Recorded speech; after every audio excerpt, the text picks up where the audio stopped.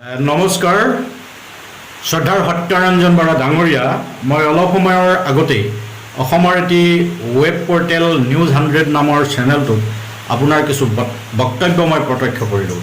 এই বক্তব্যত আপুনি পুনৰবাৰ অসমৰ বিভিন্ন দল সংগঠনক প্ৰত্যাহ্বান জনাই আপুনি মুকলি বিতৰ্কৰ কাৰণে আমন্ত্ৰণ জনাইছে। মই আপোনাক এটা কথা কৈ থওঁ আৰু কথাখিনি কোৱাৰ আগত মই মোৰ চিনাকিটো আপোনাক দি ল'ব বিচাৰিছোঁ।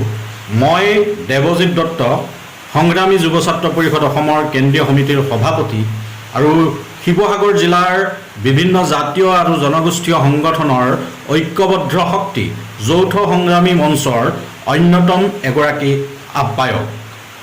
আপুনি যিখিনি বক্তব্য ৰাখিছে এই বক্তব্যৰ প্ৰত্যুত্তৰ হিচাপে মই এটা কথা আপোনাক ক'ব বিচাৰিছোঁ যে আপুনি শেহতীয়াকৈ যিসমূহ সাম্প্ৰদায়িক মন্তব্য কৰি আছে বা কৰিছিলে ইয়াৰ প্ৰত্যুত্তৰ আমি যিকোনো মুহূৰ্ততে আপোনাক দি আছোঁ।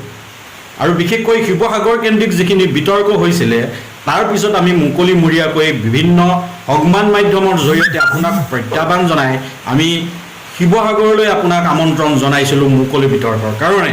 হয়তো আপুনি সেইসমূহ বাতৰি আপুনি প্ৰত্যক্ষ কৰা নাই। যি কি নহওক আপুনি পুনৰবাৰ এটা সংবাদ মাধ্যমৰ জৰিয়তে আপুনি দল সংগঠনসমূহক প্ৰত্যাহ্বান জনাই অসমৰ যিকোনো স্থানলৈ আপুনি মুকলি বিতৰ্কৰ কাৰণে আহিম বুলি কৈছে। আৰু মই আপোনাক কৈছোঁ যে অসমৰ ঐতিহাসিক এই শিৱসাগৰ জিলাৰ ঐতিহাসিক ৰংঘৰৰ প্ৰাংগণলৈ আমি আপোনাক মুকলিকৈ বিতৰ্ক কৰিবৰ কাৰণে আমি আমন্ত্ৰণ জনাইছোঁ, আপোনাক প্ৰত্যাহ্বান জনাইছোঁ। আপুনি যিকোনো এটা তাৰিখত আপুনি শিৱসাগৰৰ ঐতিহাসিক ৰংঘৰলৈ আহক আপোনাৰ অনুগামীসকলৰ সৈতে। আমি অসমৰ বিভিন্ন দল সংগঠনৰ প্ৰতিনিধি থাকিম আৰু আপুনি শেহতীয়াকৈ যিসমূহ মন্তব্য আগবঢ়াই আছে এই মন্তব্যসমূহৰ ওপৰত আমি মুকলিকৈ যুক্তি প্ৰদৰ্শন কৰিম। আৰু এটা কথা মই আপোনাক ক'লোঁ যে আপুনি যিহেতু প্ৰত্যাহ্বান আপুনি আগবঢ়াইছিলে, আপুনি প্ৰত্যাহ্বান আগবঢ়োৱাৰ বাবে আপোনাৰ প্ৰত্যাহ্বান আমি গ্ৰহণ কৰি আপোনাক ঐতিহাসিক ৰংঘৰৰ বাকৰিলৈ নিমন্ত্ৰণ জনাইছোঁ।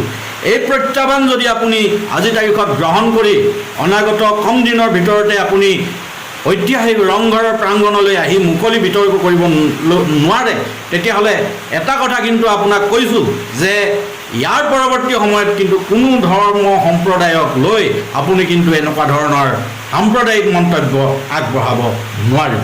ধন্যবাদ।